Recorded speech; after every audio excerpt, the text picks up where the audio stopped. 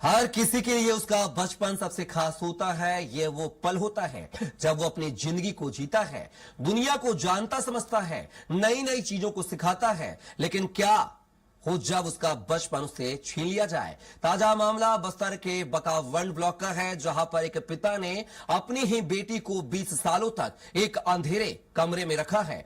जिस बंद कमरे में उसने अपनी जिंदगी के 20 साल गुजार दिए, साथ ही इस बीच उसने अपनी आंखों की रोशनी भी खो दी है। आखिर क्या कुछ पूरा मामला है, चलिए आपको दिखाते हैं इस खास रिपोर्ट के माध्यम से। एक बेटी जिसकी चहल पहल से घर के आंगन में खुशियां दौड़ जाती है। पिता के लिए एक बेटी उसके दिल की धड़कन और जान होती है। लेकिन हम आपको एक ऐसी कहानी बता रहे हैं जहां बेटी की आधी जिंदगी कमरे में सिमट कर रह गई।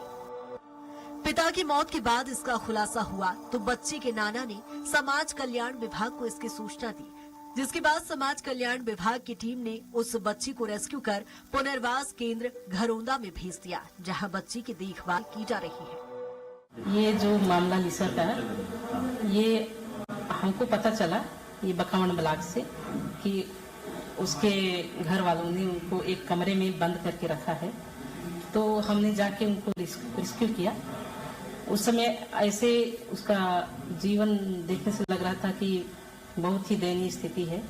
उस बंद कमरे में अपने आप को लगभग 20 साल रखा था और जिसके कारण उसका मानसिक स्थिति दयनीय हो गई। उनका आंख मोतियाबिंद हो गया, वो देख नहीं पाती है। पर उसके नाना बुजुर्ग हो गए हैं, तो उनके माध्यम से हमको पता चला सर कि ये बच्ची को रखा गया है। कौन रखा था बच्ची को बंद करके? उसके घर वालों ने ही रखा था सर। कारण क्या सामने आया, क्यों रखने का कारण वही सर, स्कूल नहीं जा रही थी और उस समय भी एक ही रूम में था।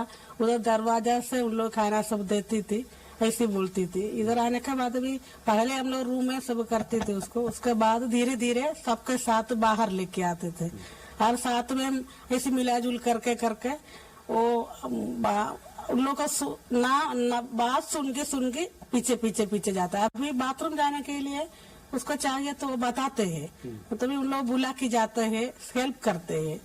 और खाना पीना भी हम लोग बुलाते हैं, इधर आ बोल के वो पकड़ेंगे। कोई साथ में भी कोई भी पकड़ के लेके जाते हैं, बैठ के खाते हैं। अभी इम्प्रूव हो रहा है? इम्प्रूव हो रहा है, ज्यादा इम्प्रूवमेंट हो गया। अब उसका बात भी कभी कभी अच्छा बात करती है, तभी उसका मूड अनुसार करती है। कभी कभी अच्छा लग रहा था। बच्ची के नाना का कहना है कि बच्ची के पिता ने ये सब इसलिए किया क्योंकि वो अपनी बेटी को एक सुरक्षित वातावरण देना चाहते थे, उसे बाहर की बुराइयों से बचाना चाहते थे।